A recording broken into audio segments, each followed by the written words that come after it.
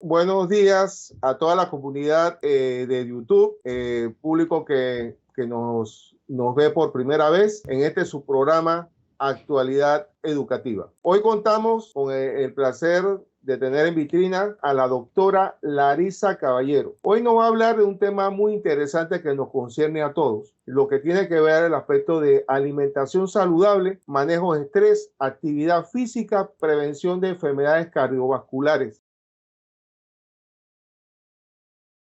Bueno, mucho gusto, un placer. Gracias por la invitación de antemano. Estoy muy emocionada y muy contenta de estar acá. Yo creo que una de las bases de prevenir es llevar la información para que sea mucho más fácil y darles herramientas para que puedan aplicarlo el día a día. Porque la prevención, en realidad, a lo que yo quiero llevar es, no quiero ver gente enferma. Lo que yo quiero es prevenir que a ti te den esas enfermedades. ¿Cuáles enfermedades? Las que ahorita están matando la razón número 1 de muerte a nivel mundial, que son los eventos cardiovasculares, como cuál, un infarto al corazón o al cerebro. Que yo lo pongo como en una línea de tiempo.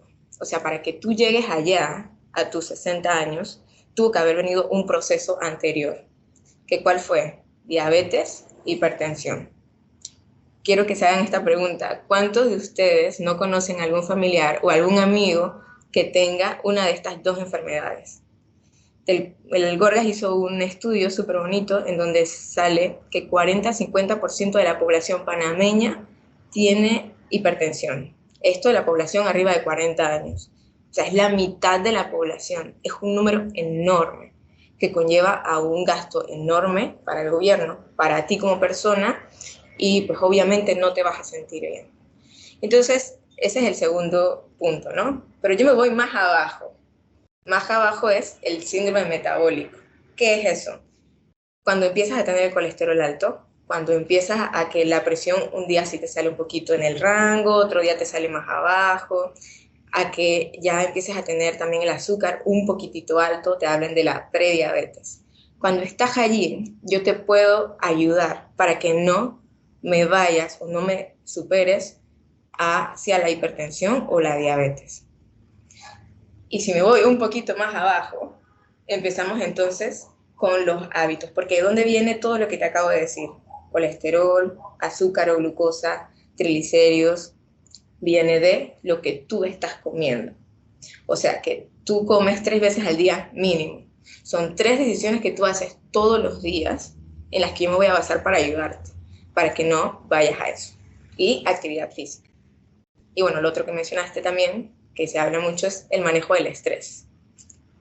Tomar suficiente agua y dormir bien. Esos son como que los pilares de un estilo de vida saludable. Sí, pero hay una situación que ocurre en nuestra sociedad que a veces dejamos acumular las situaciones y a veces cuando ya el cuerpo se manifiesta de que está en crisis es porque no estamos dando como un termómetro o haciéndose los exámenes generales de rigor, que siempre es bueno que ustedes recomiendan que uno tiene que hacerse en el año. Entonces, porque hay que saber cómo anda el cuerpo, cómo está la máquina, ¿no?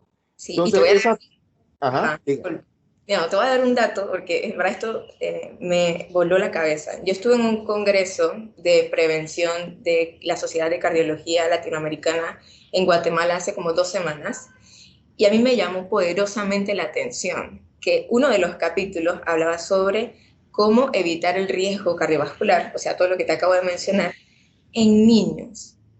Yo quedé, ¿cómo que así en niños? Entonces ellos mencionan que este año salieron las guías en que antes se decía, arriba de 18 años tienes que hacerte estos exámenes, ¿no?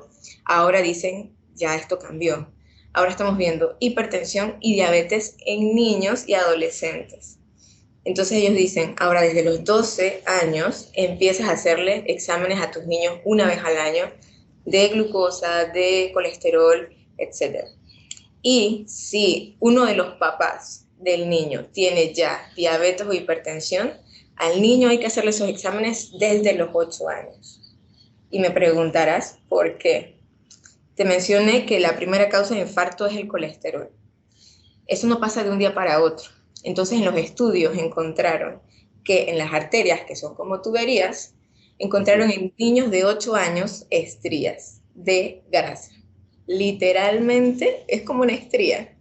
Entonces, que desde lo que tú estás comiendo de niño está afectándote a ti, a cómo tú vas a ser como un adulto. Y eso a mí me impactó muchísimo. Pero es que, ok, entonces hay que bajar muchísimo más. Los pediatras también tienen que entrar en este ámbito de cuidar ahora a los niños para que no me vayan a una diabetes o a una hipertensión. Pero ese asunto también tiene que ver con la parte de que los padres de la criatura tienen que tener también esa conciencia de poder también alimentarse bien. Y una cosa importante de eso es que en esto de alimentarse, de alimentarse bien están muchos aspectos que son importantes. De repente, de no comer, aquí el panameño le gusta comer las cosas fritas y con aceites degradados y todo lo demás, y entonces la comida afuera, comida rápida, que es la que te resuelve, pero no sabes el daño que le estás haciendo al cuerpo. Y entonces es bueno a veces en esto de tomar conciencia, en tener comidas equilibradas, como lo indican ustedes, ¿no? Entonces, no sé si en este aspecto de ese congreso hay algo referente a ese punto que te estoy mencionando. Bueno, como te mencioné, a mí desde la facultad, a mí me llamó muchísimo la atención saber que esto se podía prevenir. O sea, que todas estas enfermedades tú puedes evitar tenerlas. Entonces, desde ese entonces yo me volqué mucho hacia eso y comencé a estudiar más de eso.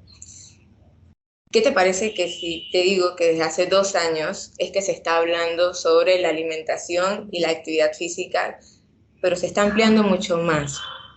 Entonces, con respecto a lo que me preguntas, con lo del frito, y creo que es algo cultural, porque si yo te digo que el papá de ese niño de 8 años tiene hipertensión y diabetes, y te estoy diciendo que eso es la manera en que está comiendo, pues obviamente le está dando lo mismo al niño, y lo va a llevar al mismo lugar.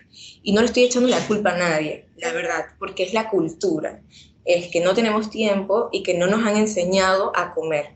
Porque como tú dices, la dieta del panameño es la mitad del plato de arroz, una chuleta o un pedazo de carne, acá arriba unas menestras que le ponen más grasa, y el único vegetal que me ponen es o un plátano frito o la mitad de un tomate, un pepino chiquitito y una lechuga. Y le echan mayonesa, o sea que ya ahí la dañaste también. Entonces es algo cultural y es que hay que cambiar de paradigmas. Y no es que tienes que dejar de comer todo lo que te acabo de mencionar, sino saber qué porciones lo tienes que manejar o utilizar. Claro, y uno está viendo cada vez que este asunto va, de esta cultura de comer más, se va proliferando más y se están generando más casos. Y lo que queremos es estar conciencia de que están muriendo mucha gente, están muriendo del corazón. Y la gente viene, bueno, pues, esta persona mira, tiene actividad, porque no solamente que tú puedas tener actividad física, es que vale tener actividad física si no tienes una alimentación saludable. O sea, las dos tienen que estar congeniadas, ¿no? Es un balance. Es Todo un es un balance, balance. ¿no? Sí. Con lo de la actividad física, mi frase favorita del año pasado es de un estudio en donde la conclusión es, nos dimos cuenta que la actividad física no es una obligación, es una demanda biológica. ¿Qué quiere decir eso? Se dieron cuenta que después de los 30 años empezamos a perder masa muscular, del 3 al 5%. Entonces, si tú ves a una persona de 55, 60 años que le cuesta levantarse, que tiene que usar los brazos, que si se cae se quiebra, ¿por qué es? Porque ya no tienes masa muscular. ¿Por qué empiezas a usar bastón? ¿Por qué empiezas a usar andadera? Entonces, otro concepto que yo les hablo mucho a mis pacientes es, uno, esta frase, y dos, yo sé que es difícil crear ese hábito, porque, de nuevo, la cultura no nos ha enseñado eso. Pero yo les digo, proyéctate en 5 años. ¿Cómo tú te quieres ver? Y ni siquiera es algo físico estético, sino es, ¿quieres usar una andadera? ¿Quieres usar un bastón? No, ¿verdad? Bueno, entonces cuando te levantes en la mañana, que te dé pereza hacer ejercicio, porque sí da, a mí me pasa, pero es recordar para qué yo lo estoy haciendo. Y es para cuidar a la Larisa de 5 años, que yo quiero que esté fuerte, que quiero que esté tonificada y que no vaya a usar ningún tipo de ayuda. Que una de las cosas de esto que tú mencionas está también el aspecto de que está la genética, porque ahí tiene que ver cómo viene la genética y a veces como tienes, por ejemplo, si tú tienes padres que son hipertensos, entonces obviamente la genética tienes una probabilidad grande, si no te cuidas, a ser hipertenso. Entonces Claro. hay gente que tiene que verse en ese espejo, de ver y los riesgos que puede haber frente si no te cuidas, más adelante de repente que te puede salir un cáncer o cualquier Sí. otro tipo de otra enfermedad congénita que finalmente puede causarte situaciones, problemas, inclusive te puede causar la muerte. Es que para eso vamos. O sea, la muerte es lo único seguro que tenemos en la vida. Ujú. Pero lo que yo digo es con qué calidad de vida vas a llegar a. Y no es lo mismo que te dé un infarto a los 45 años que te dé uno a los 65 o a los 80. Entonces, el ejemplo que yo pongo es, ok, digamos, es un ejemplo un poco burdo, pero me gusta. Tienes una pistola con el revólver, ¿no? Tienes varias balas, ¿verdad?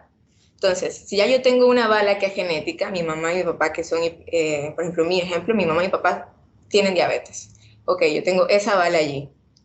¿Cuáles son las otras balas u otros factores? ¿Qué es lo que hablan las guías? Es lo que te acabo de mencionar durante toda esta entrevista. ¿Cómo me estoy alimentando? Porque si la diabetes viene de lo que yo estoy comiendo, pues entonces yo lo puedo prevenir. Y como te digo, es una decisión que tomo todos los días. Dos, hacer ejercicio. El ejercicio mínimo 150 minutos a la semana. ¿Qué quiere decir eso? 30 minutos 5 veces a la semana. Tres, el manejo del estrés. Literalmente es otra cosa que yo creo que va a ser la segunda pandemia después de las enfermedades cardiovasculares. Vivimos estresados. Pero bueno, esas son cosas que tú puedes manejar. Con la genética no puedo hacer nada, ¿verdad? Sí, Pero mínimo lo puedo aplazar a que no me dé a los 40, a los 50, si me va a dar que me dé a los 80. Pero claro. no es lo Lo puedes mismo que, retardar, lo puedes claro, retardar. Igual claro, eso va a ocurrir. exacto. Esas son unas cosas creo que son importantes frente a lo que uno tiene que tener previsión. Y ese aspecto del ejercicio es fácil. Caminar es el mejor ejercicio que uno puede tener, pero y uno puede caminar y puede en ese caminar, no sé, ¿usted recomendaría algún otro ejercicio adicional frente a eso? Eso es lo que yo he escuchado. Eso me dicen mucho los pacientes, una excelente mención, porque los pacientes me dicen todos los días eso. Cuando yo les pregunto, porque en la consulta yo les pregunto, ¿qué actividad física hace? Y me dicen, yo camino, pero me dicen, hay dos escenarios. Uno que camina, es que yo hago en el trabajo caminar hasta allá y de regreso. Y dos es, yo camino 30 minutos todos los días, ¿no? Yo me voy a lo que dice la ciencia. Lo que dice la ciencia, no sé si has escuchado sobre ser sedentario, ser activo o realizar actividad física. ¿Qué es ser sedentario? Sedentario es esto que estamos tú y yo todo el día, sentado frente a la computadora todo el tiempo. Eso es lo que todo el mundo está todo el tiempo. Entonces somos sedentarios. Para salir de ese ser sedentario hay que caminar. O sea, mínimo, dicen las guías que salieron este año, son de 5.000 a 6.000 pasos al día para no Correcto. ser sedentario. Pero eso no me incluye en la actividad física, Ujú. porque el ejercicio o actividad física se define como una actividad física programada que incluya resistencia, que serían pesas o fuerza, y cardio. Entonces, tiene que subir tu frecuencia cardíaca por encima del 50% de más o menos lo que tú tienes aquí sentado. Por ejemplo, yo aquí sentada tengo 62 latidos por minuto. Lo ideal es 60-80. O sea, estoy normal. Para que se considere una actividad física tendría que estar como en 98. Y eso Ujú. casi no se llega caminando. Bueno, en mi caso. Entonces es 30 minutos, por ejemplo, haces 3 días a la semana de fuerza y ni siquiera tienes que ir a un gimnasio. Por ejemplo, yo hago ejercicio en mi casa. Yo tengo mis pesas aquí. Hay 1 millón de programas que son gratis en internet. Tú buscas de bajo impacto o el que tú quieras y allí te enseñan a cómo hacerlo. Y 2 días de cardio. Bicicleta, zumba, correr, el que tú quieras, pero que incluya un poco más de frecuencia cardíaca y más esfuerzo. Y eso lo divides en tu semana. Eso se define como actividad física. La caminata es necesaria todos los días, pero es parte de tu rutina, no como una actividad física. Sino como ya una actividad obligatoria que tenemos que hacer, porque de no tener esa movilidad, al final podemos tener otra serie de problemas en torno a las articulaciones, la Claro. circulación y otra serie de cosas que finalmente puede conllevarnos a un riesgo también. Entonces, pero, ¿y qué mensaje usted nos diría para ese aspecto del panameño de hoy que estamos viendo? Porque estas cifras que están ocurriendo de muertes por el corazón no son casualidad, son situaciones en las cuales faltan estas situaciones, estas recomendaciones el que tenemos que tener y el estrés, el manejo del estrés es una situación que uno tiene que buscar en un entorno. Hay muchas maneras de poder manejar el estrés de diversas formas. Y uno tiene que conseguir, hay bastante información que hay en las redes también para uno poder llevar. Pero, ¿qué mensaje usted nos diría al panameño de hoy que estamos viendo este canal para tener una vida no sedentaria, sino tenemos que tener una vida activa, dinámica, pero saludable? ¿Qué mensaje nos podrías dar a todos nosotros acá?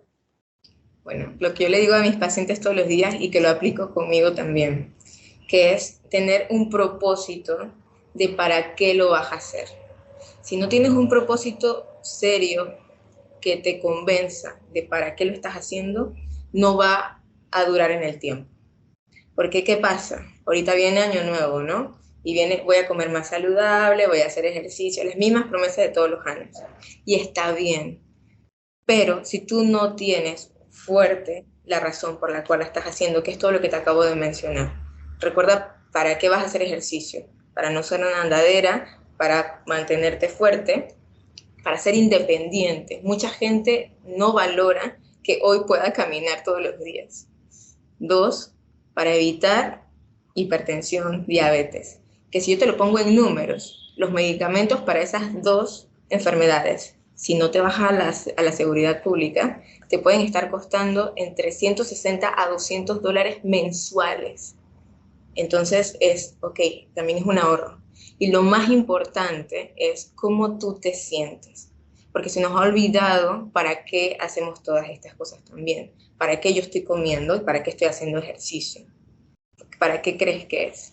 ¿Para qué crees que comes? Por ejemplo, te lo voy a hacer la pregunta a ti. No, uno come, mira, hay un asunto que uno tiene, uno come para vivir, no vivir para comer.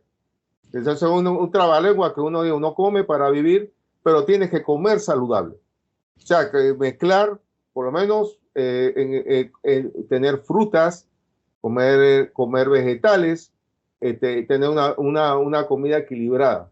A veces en esto no todos los días comer arroz, porque aquí tenemos una regla que no comemos todos los días arroz, comemos intercalados y comemos papa asada y hacemos con papa, intercalamos con papa, pero un momento dado tiene comida equilibrada y saludable. Porque si no la tienes, entonces, si no tienes una vida saludable, entonces tú definitivamente no vas a disfrutar de la vida. Y para disfrutar de la vida tienes que vivirla con calidad, lo que usted está diciendo. No te vas a sentir bien. Entonces, a lo que yo voy es eso. Tú estás comiendo para que tú nutras tu cuerpo. Entonces, con lo que tú le estás metiendo a tu cuerpo, con lo que comes, y aquí me puedo ampliar un poquito más, y no nada más con lo que comes, qué estás escuchando, qué estás viendo en la televisión, qué estás viendo en tus redes sociales, cuál es el lenguaje que tú tienes internamente contigo mismo. Todas esas cosas te están nutriendo. Entonces, volviendo a lo de la alimentación, si tú comes vegetales, frutas, verduras, cosas que son naturales, ¿cómo crees que te vas a sentir? ¿Cómo crees que tu cuerpo va a trabajar? Porque es nutriente lo que tú le estás dando. En cambio, si comes pura comida chatarra, procesada, que cuando lees la etiqueta ni siquiera sabes qué es, ¿cómo crees que tú te vas a sentir al día siguiente? Entonces, todo es buscar el propósito y la raíz de las cosas, para que te haga Pero sentido. hay una cosa, doctora, que tirando el asunto, si usted mira, todo lo que un momento dado tiene que ver que si usted come el arroz se transforma en azúcares. Y si está cometiéndole otras azúcares y obviamente va mezclando, va forzando el cuerpo a que vaya haciendo ese metabolismo para el efecto de poder transformar esa azúcar, y todo eso al final puede ser perjudicial, ¿no? O sea, no vamos a satanizar el arroz. O sea, el arroz está bien, pero en una porción que es, por ejemplo, un plato es la mitad, vegetal y un cuarto del arroz. Hay un arroz integral que sería más saludable todavía, ¿no? Es que el refinado quiere decir arroz blanco, pan blanco, harina blanca. ¿Por qué? Porque lleva muchísimo más proceso. Lo ideal es lo integral. ¿Por qué? Porque tiene muchísimo más proceso. Y tiene un sabor diferente porque obviamente ya estamos acostumbrados a lo rico del pan blanco y lo demás.